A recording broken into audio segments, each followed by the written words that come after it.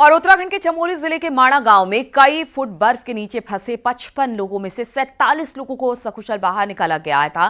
7 लोगों को जोशीमठ अस्पताल लाया गया। बर्फ में दबे 8 लोगों की तलाश के लिए रेस्क्यू ऑपरेशन इस वक्त जारी है। आईटीबीपी और एनडीआरएफ ऑपरेशन में लगातार लगी हुई है। वायुसेना की भी मदद ली जा रही है। वायुसेना के कई हेलीकॉप्टर इस वक्त रेस्क्यू के काम में जुटे हैं।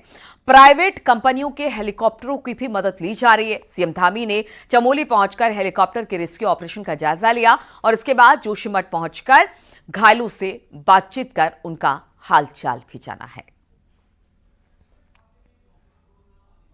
बातचीत करने के लिए नितिन सिंहवाल इस वक्त फोन लाइन पर हमारे साथ जुड़ गए हैं। नितिन, लेकिन लगातार कल से लेकर आज तक हम भी इस खबर पर बने हुए हैं और दिखा भी रहे हैं कि किस तरह से वहां पर रेस्क्यू का काम चल रहा है। आज सुबह मुख्यमंत्री पुष्कर सिंह धामी को भी हमने देखा कि वो जोशीमठ पे पहुंचे, लेकिन फिलहाल क्या अपडेट इस मामले में? जो 8 लोग फंसे थे उनमें से किसी का कुछ पता चल पाया है? और क्या पुष्कर सिंह धामी अब लौट गए हैं घायलों से मिलने के बाद? जी, निश्चित रूप से उत्तराखंड के मुख्यमंत्री पुष्कर सिंह धामी जोशीमठ आए थे, जहां उन्होंने आर्मी हेलीपैड में जो घायल थे उनका हाल चाल जाना और उसके बाद वो यहाँ से देहरादून के लिए रवाना हो गए हैं। और उससे पहले मुख्यमंत्री पुष्कर सिंह धामी ने हेलीकॉप्टर से पूरे एरिया का रेकी भी किया था, वहाँ पे जायजा भी लिया था कि किस तरीके से वहाँ पे सर्च ऑपरेशन चल रहा है। उसकी पूरी जानकारी उन्होंने अधिकारियों से ली, आर्मी के अफसरों से ली और उसके बाद वो देहरादून के लिए रवाना हो गए। मुख्यमंत्री पुष्कर सिंह धामी ने सभी अधिकारियों को कहा है कि हमारे पास सारे साधन मौजूद हैं और जितनी जल्दी हो सके उन 8 लोगों को ढूंढने की कोशिश की जाए जो अभी बद्रीनाथ धाम में फंसे हुए हैं। लेकिन सुबह से लेकर अभी तक जो अपडेट मिल रहा है उसमें जो 8 लोग हैं वो मिसिंग है, अभी तक उनकी पता नहीं चल पाया है। लेकिन मौके पर आईटीबीपी हो या आर्मी, बीआरओ लगातार सर्च ऑपरेशन कर रही है और उम्मीद है कि अब से थोड़ी देर बाद 1-2 घंटे बाद कुछ मजदूरों को वहां से निकाला जा सकता है, ये बताया जा रहा है। और जिस तरीके से वहां पे सर्च ऑपरेशन चल रहा है, आईटीबीपी ने बताया है कि जो ग्लेशियर टूट कर आया है वो लगभग 10 फीट का ग्लेशियर है और उसको काटने में बड़ी दिक्कत वहां पे हो रही है, क्योंकि मैनुअली तरीके से वहां पे जो ग्लेशियर है उसको हटाने का काम किया जा रहा है। जी, और अब तक ऊपर से कितने मजदूरों को नीचे लाया गया है नितिन, जहां पर उन्हें जोशीमठ के अस्पताल में एडमिट कराया गया? उनकी क्या संख्या है? और अभी ऊपर कितने जो रेस्क्यू से जो मजदूर निकाले गए हैं, अभी ऊपर और कितने बचे हैं? जी, अभी जो आर्मी के अस्पताल में जिन लोगों का इलाज चल रहा है वो 15 से लगभग यहाँ पे पहुंच चुके हैं और लगभग 47 जो मजदूर निकाले गए थे उसमें से 15 यहाँ पे पहुंच चुके हैं। तो कुल मिलाकर अगर देखा जाए तो 32 लोगों को और यहाँ पे लाना है और उसके लिए लगातार हेलीकॉप्टर जो है वो उड़ान भर रहे हैं और लगातार जो रेस्क्यू है वो चल रहा है। तो अब से 2 घंटे बाद बताया जा रहा है कि सभी लोगों को यहाँ पे पहुंचा दिया जाएगा और उसके बाद उनको आर्मी के अस्पताल में उनका प्राथमिक उपचार चल रहा है।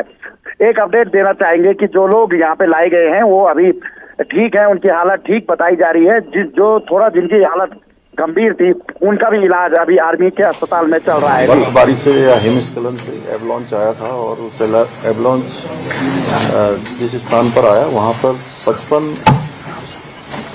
जो श्रमिक थे वो उस समय काम कर रहे थे और 55 में से जब खोजबीन शुरू हुई तो कल रात्रि तक देर रात्रि तक 33 लोगों को रिकवर कर लिया गया। उनको सुरक्षित स्थानों पर ले जाया गया, हॉस्पिटल ले जाया गया और आज प्रातःकाल 14 लोग और सवेरे खोज लिए गए, उनको बचा लिया गया और सब मिलाकर 48 लोग अब हो गए हैं।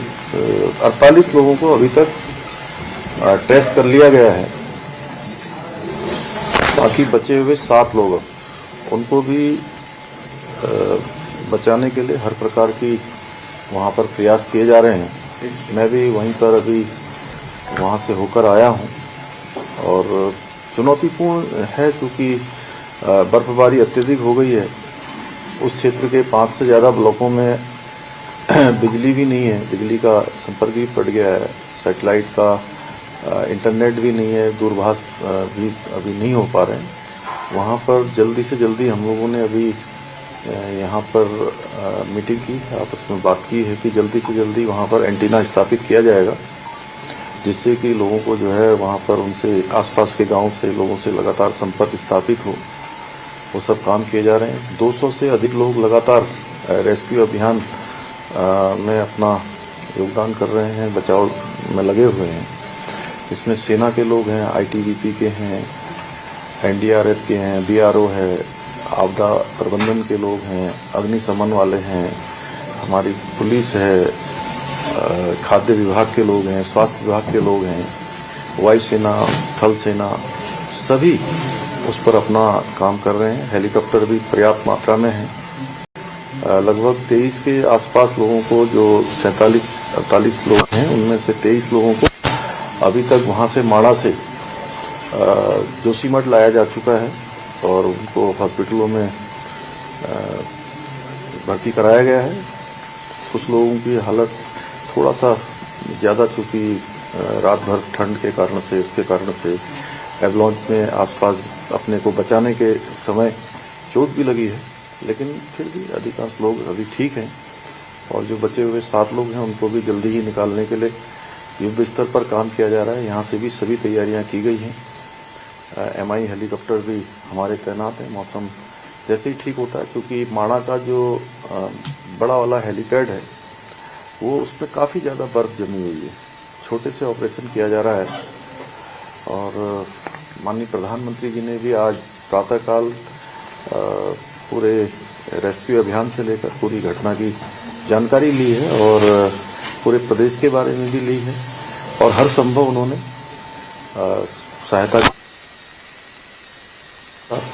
एजेंसियों की केंद्र के स्तर पर जहां भी चाहिए वहां पर वो सहायता उपलब्ध कराएंगे। और प्रदेश में अन्य स्थानों पर भी चूंकि ऐसे काम चल रहे हैं जहां पर हाई एल्टीट्यूड पर हमारे बहुत सारे निर्माण कार्य चल रहे हैं, तो वहां पर सभी को जो है अलर्ट के लिए बता दिया गया है कि इस समय में, क्योंकि ये जो फरवरी और मार्च जहां भी चाहिए वहां पर वो सहायता उपलब्ध कराएंगे। और प्रदेश में अन्य स्थानों पर भी चूंकि ऐसे काम चल रहे हैं जहां पर हाई एल्टीट्यूड पर हमारे बहुत सारे निर्माण कार्य चल रहे हैं, तो वहां पर सभी को जो है अलर्ट के लिए बता दिया गया है कि इस समय में, चूंकि ये जो फरवरी और मार्च का इस समय होता है, इस समय एवलांच की अत्यधिक संभावनाएं होती हैं, तो उनको सबको अभी सुरक्षित स्थानों पर कर दिया जाए और जरूरत हो तो इस समय कहीं पर अगर काम रोक भी दिया जाए तो कुछ दिनों के लिए अगर रोकने की आवश्यकता है तो उसको रोक दिया जाए। जो भी ऐसे स्थान है सभी को बता दिया है। कुछ जगह पर हाँ ये जरूर है कि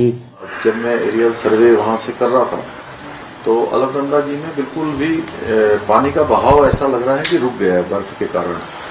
तो उसके लिए हमारे जो ऐसे इंस्टीट्यूशन है, जो ऐसे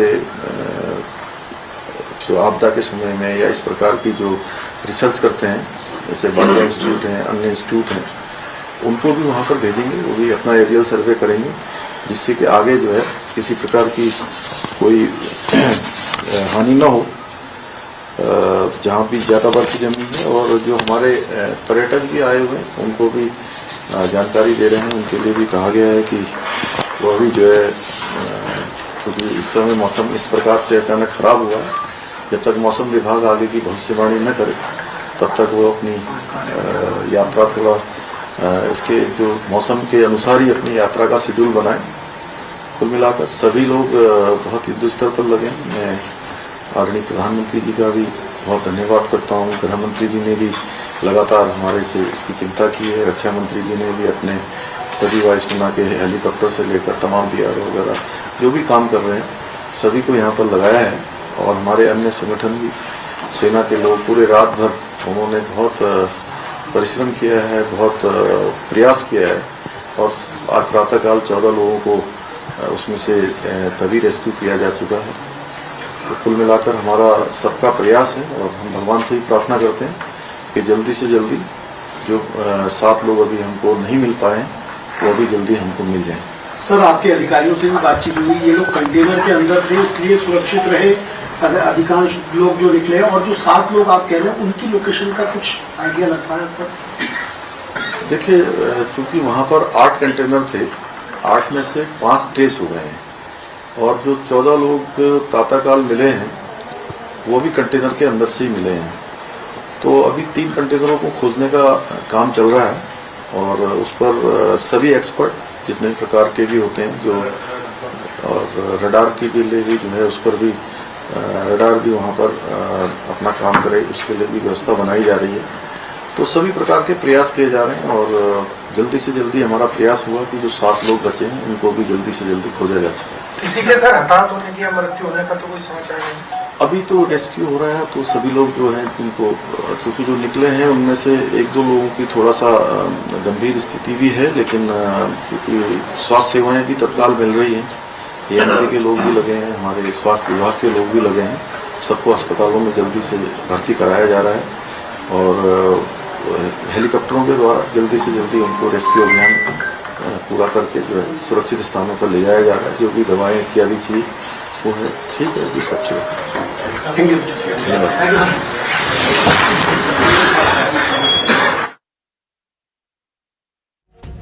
रहे थे, प्रेस कॉन्फ्रेंस कर रहे थे। प्रेस वार्ता में उन्होंने बताया कि वो सुबह जोशीमठ पहुंचे। अभी तक 23 लोगों को माड़ा यानी कि ऊपर से लेकर नीचे आया गया है, उन्हें अस्पताल में एडमिट कराया गया है। 7 लोग और फंसे हुए जिनका रेस्क्यू अभी बाकी है।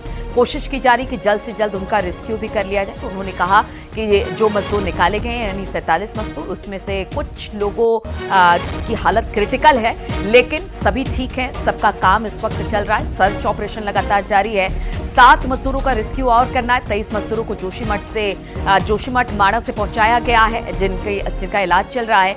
200 से ज्यादा जवान इस वक्त रेस्क्यू में जुटे हुए हैं और साथ ही साथ उन्होंने जानकारी दी कि अब तक जो भी मजदूर बचाए गए हैं वो स्वस्थ है। हाँ, थोड़ी सी कुछ लोगों की क्रिटिकल है स्थिति, जिनका इलाज चल रहा है। नितिन हमारे साथ जुड़े हुए हैं लगातार। नितिन, मुख्यमंत्री को हम सुन रहे थे, उन्होंने बाकायदा एक प्रेस वार्ता की है और उसमें पूरी जानकारी दी है। उन्होंने कहा है कि अब सिर्फ 7 लोग ही बचे हैं जिनका रेस्क्यू होना बाकी है। 23 को माड़ा यानी कि ऊपर से जहां पर एवलांच हुआ वहां से अब नीचे ले जाया गया है। अब कुछ लोग और बचे हैं और रेस्क्यू पूरे कह सकते हैं फुल फ्लेजेड तरीके से वहां पर चलाया जा रहा है ताकि जल्द से जल्द उन 7 लोगों को भी ढूंढ निकाला जाए। नितिन जी, निश्चित रूप से मुख्यमंत्री पुष्कर सिंह धामी ने जो प्रेस की है उसमें उन्होंने काफी ब्रीफ किया है कि किस तरीके से यहाँ पे रेस्क्यू चल रहा है। और अभी अगर अपडेट बता दे तो 25 मजदूरों को हेलीकॉप्टर के माध्यम से जोशीमठ आर्मी अस्पताल पहुंचा दिया गया है और 48 में से अब केवल 24 लोग ही ऐसे हैं जिनको कि हेलीकॉप्टर के माध्यम से यहाँ पे लाया जाएगा। और अब से 1-1.5 घंटे के बाद इन सभी लोगों को यहाँ पे आर्मी के अस्पताल में लाया जाएगा, जहां पर कि सभी को भर्ती कराया गया है, जिनका कि प्राथमिक उपचार भी यहाँ पे चल रहा है। तो जब से मुख्यमंत्री पुष्कर सिंह धामी ने इस पूरे सर्च ऑपरेशन पे नजर बनाई है, तब से लगातार हम भी देख रहे हैं कि जो हेली है उनका मूवमेंट तेजी के साथ हो रहा है। सेना पूरी लगी हुई है, आईटीबीपी ने भी कमान संभाली है। लेकिन मुश्किल ये है कि जो 7 लोग अभी मिसिंग हैं उनको ढूंढ खोज में थोड़ी सी दिक्कतें हो रही हैं, क्योंकि 10 फीट बड़ा ग्लेशियर टूट के आया है और उसके अंदर से लोगों को निकालना थोड़ा मुश्किल भरा पल जरूर होता है। लेकिन अब देखना यह होगा कि जो कठिन परिस्थितियां वहां पर हैं उस पे आईटीबीपी और आर्मी कब तक सफलता हासिल करती है, इस पर सबकी नजर अभी फिलहाल बनी हुई है। जी बिल्कुल। और एक बात और नितिन, मुख्यमंत्री ने कही कि देखिए अभी जो वहां पर निर्माण कार्य चल रहा था, जहां पर ये मजदूर काम कर रहे थे, जब तक मौसम ठीक नहीं हो जाता है तब तक कोशिश यही रहेगी कि वहां पर निर्माण कार्य फिलहाल अभी तो रोक दिया जाए। जी, निश्चित रूप से मौसम विभाग ने जब से अलर्ट जारी किया हुआ था ये पहले ही हो जाना चाहिए था, लेकिन अब ये हादसा हुआ है और उसके बाद मुख्यमंत्री ने अधिकारियों को सख्त आदेश दे दिए हैं कि बद्रीनाथ धाम में जितना भी मास्टर प्लान का हो या सड़क निर्माण हो या अन्य कार्य चल रहे हैं उसको बिल्कुल बंद कर दिया जाए जब तक मौसम सामान्य नहीं हो जाता है। क्योंकि कभी भी वहाँ पे बर्फ का जो हिमखंड है वो टूट सकते हैं, क्योंकि लगातार बर्फबारी भी हो रही है और अभी भी 4 से 5 फीट बर्फ जो है वो वहाँ पे जमी हुई है। तो ऐसे में कोई और हादसा ना हो, इसको लेकर भी मुख्यमंत्री ने अब सख्त आदेश अधिकारियों को दे दिए हैं कि आप वहाँ पे काम बंद कर दीजिए और जब मौसम सामान्य होगा उसके बाद ही वहाँ पे कार्य शुरू किए जाएंगे।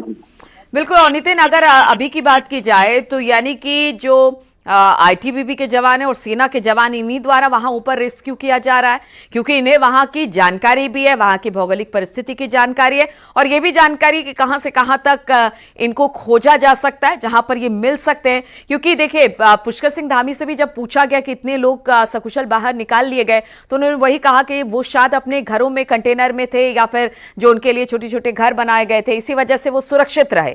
ऐसे में चुनौतियां बहुत है इन 7 लोगों को ढूंढने के लिए कि हो सकता है एवलांच जिस तरह से हुआ वो बहते हुए आगे की तरफ निकल गए या आगे उनको घसीटते हुए ले गया, क्या इस तरह के भी चांसेस है?